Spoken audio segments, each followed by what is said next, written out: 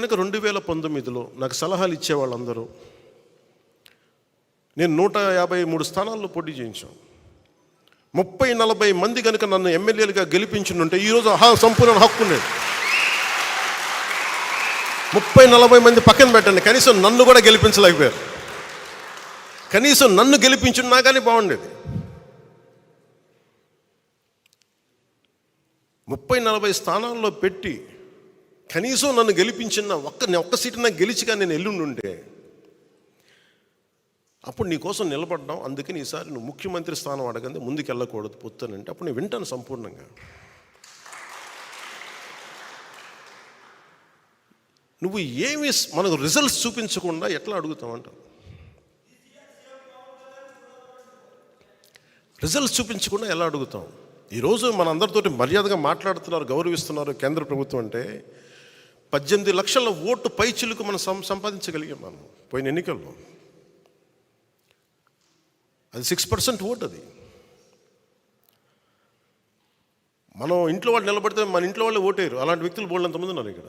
Convince చేయలేం, 1 లక్షల మందిని కల్పించి కన్విన్స్ చేయలేం మీరు నాకు ఓటేయండి అని. ఒక విషయం మీద ఆర్గ్యుమెంట్ చెప్పాలి.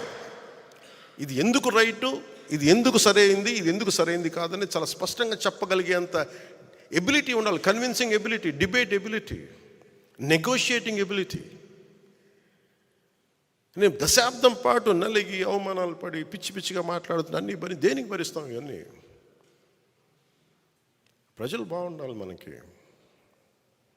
ఒకసారి ఒక ఎమోషనల్ గుడ్డిగా నమ్మేస్తాం మనం అందరం. అవన్నీ మారాలి. ఇవన్నీ మనకున్న ఇండివిజువల్గా వెళ్తే ఏం జరిగి ఉండేదంటే ఖచ్చితంగా మనం కొన్ని సీట్లు సాధిస్తాం, అనుమానం లేదు దాంట్లో. ప్రభుత్వంలోకి అడుగు పెడతాం లేదు నాకు తెలియదు. నేను పోయినసారి జరిగిన దీని పరాభవం అనండి, దెబ్బనండి, ఓటమి అనండి, అది నన్ను చాలా ఆలోచన తీరు మార్చుకునేలా చేసింది నన్ను.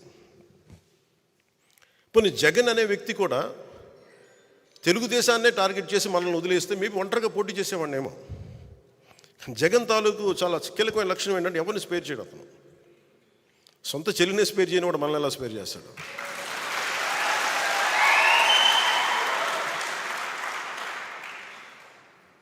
అతనికి ఈరోజు నా వైసీపీ నాయకులు కూడా చెప్తున్నా, ఊరంతా శత్రువులు పెట్టుకున్న వ్యక్తి నాయకత్వంలో పనిచేస్తూ ఉన్నారు, జాగ్రత్త.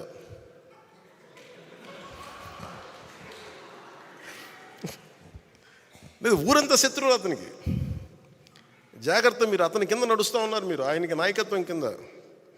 రేపొద్దున మీ కష్టాలు వస్తే మళ్ళీ పవన్ కళ్యాణ్ దగ్గరికి రావాలి, గుర్తుపెట్టుకోండి.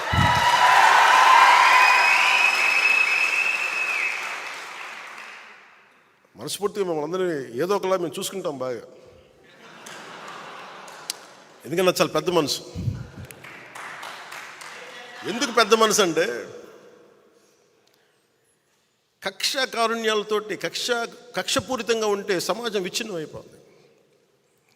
మొన్న అడుగుతూ ఉన్నారు, మీరు అలా చేశారు, ఇలా చేశారు, వాళ్ళు తిట్టారు, ఇలా తిట్టారంటే నన్ను తిట్టింది ఎవరయ్యా అని అడిగారు.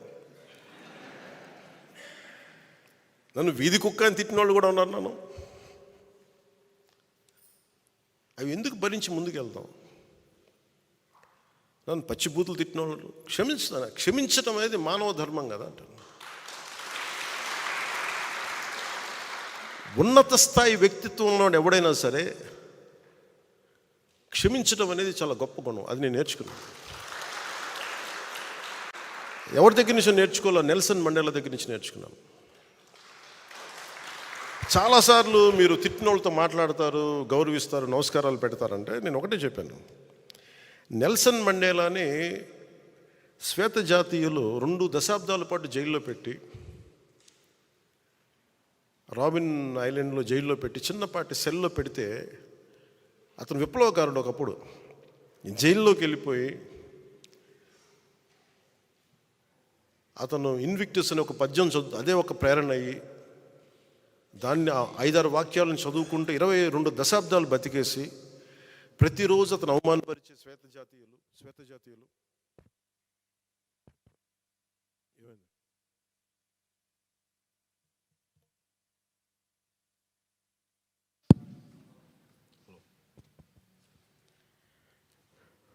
అతని రోజు అవమానపరిచే శ్వేత జాతీయులు వీళ్ళందరినీ అవమానాలు భరిస్తూ ఫైనల్గా ప్రజల తాలూకు ఒత్తిడికి ఆయన బయటికి రావాల్సి వస్తే ఎవరైతే ఆయన హింసించారో, అవమానం చేశారో, ఆయన మీద మూత్ర విసర్జన చేసిన వాళ్ళని కూడా ఆయన భరించాడు. ఆయన ఏమన్నాడంటే, బయటకు వస్తే తెల్ల జాతీయులందరినీ సమూలంగా ఒక శిరిచ్ఛేదం చేయడానికి అంత మైండ్ సెట్లో ప్రజలు ఉంటే ఆయన అందరినీ ఏమన్నాడు, ఇది రెయిన్బో నేషన్, ఇది అందరం కలిసి ఉండాలి ఈ దేశంలో, జరిగిన తప్పులు జరిగిపోయినాయి, మర్చిపోదాం, పెద్ద మనసుతోటి మనం తీసుకోవాలని చెప్పి శ్వేత జాతీయుల్ని సంపూర్ణంగా అవమానపరిచిన శ్వేత జాతీయుల్ని సంపూర్ణంగా అర్థం చేసుకొని ముందుకు తీసుకెళ్ళిన మహానాయకుడు. అలాంటి మహానాయకుడు అలా ఉన్నప్పుడు నన్ను 10 సార్లు 10 మంది తిట్టుండొచ్చు నన్ను మహా అయితే. ఆ నాయకుడు స్ఫూర్తితోటి నేను పెద్ద మనసుతో వదిలేస్తాను అంతే. దీనికి కారణం ఏంటంటే ప్రజలు బాగుండాలి, కక్షలు పెట్టుకుంటే విధ్వంసం తప్ప నిర్మాణం ఉండదన్న ఒక సదుద్దేశంతో భరిస్తాను. దాంట్లో భాగంగానే పొత్తులో కూడా ఒక మాట అటు ఒక మాట ఇటు ఉంటుంది. పై స్థాయి నాయకులు మాట్లాడినా కొన్నిసార్లు కింద స్థాయి నియోజకవర్గపు స్థాయి నాయకులు, ఇంకా పంచాయతీ స్థాయి నాయకులు కూడా ఒకసారి కొంచెం ఇబ్బందికరమైన పరిస్థితులు ఉంటాయి. నాయకత్వపు లక్షణాలు పంచాయతీ స్థాయి నుంచి వార్డు స్థాయి ఎవరికున్నా కానీ దీన్ని అర్థం చేసుకొని పైకి వెళ్ళకపోతే నేను చేసే ప్రయోజనం ఆ ప్రాంతం వరకు నిష్ఫలం అవుతుంది. అందుకని దీంట్లో నేను అందరికీ మాటిస్తున్నాను, ఈ పొత్తుతోనే మనం ప్రభుత్వం తీసుకొస్తున్నాం. జనసేన తెలుగుదేశం ప్రభుత్వాన్ని తీసుకొస్తున్నాం. దీంట్లో కొన్ని ఆటుపోట్లు తప్పవు, భరించాలి. ఒక మాట ఎక్కువ ఉంటుంది, ఒక మాట తక్కువ ఉంటుంది. అల్టిమేట్గా మన అందరికీ కావాల్సింది ప్రజా సంక్షేమం. Common minimum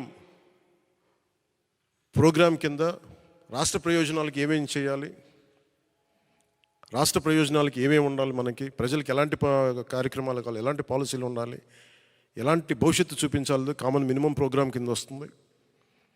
common political programme కింద లోకల్ బాడీస్ దగ్గర నుంచి, పరిషత్తుల దగ్గర నుంచి, మొత్తం అన్ని విభాగాలు, స్థానిక అన్ని పంచాయతీల దగ్గర నుంచి మొదలుకొని కార్పొరేషన్ల వరకు జనసేన ఖచ్చితంగా 3వ వంతు సీట్లు మనం తీసుకుంటాం. దాంట్లో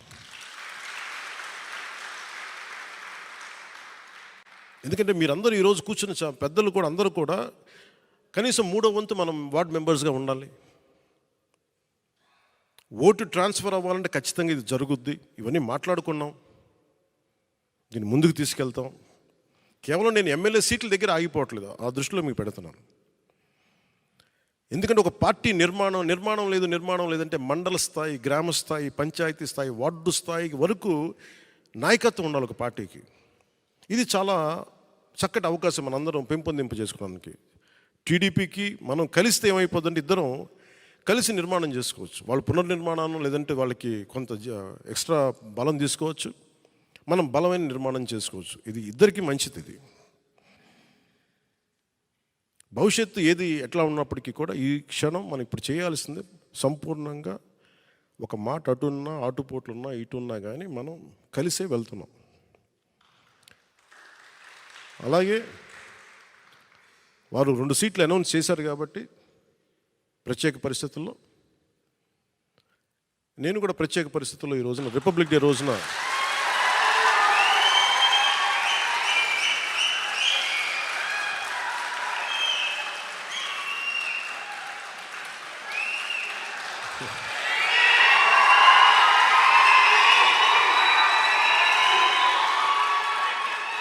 నేను కూడా ప్రత్యేక పరిస్థితుల్లో వాళ్ళు 2 సీట్లు అనౌన్స్ చేశారు కాబట్టి నేను కూడా 2 సీట్లు అనౌన్స్ చేస్తున్నాను ఈ రోజున. అది పరిస్థితులు అలాంటివి. సో నాకు కూడా ఒత్తిడి ఉంటుంది, పాపం చంద్రబాబు గారికి కూడా ఒత్తిడి ఉంటుంది, నాకు కూడా ఒత్తిడి ఉంటుంది. కాబట్టి ఆ ఒత్తిడిని నేను కూడా తట్టుకోవడానికి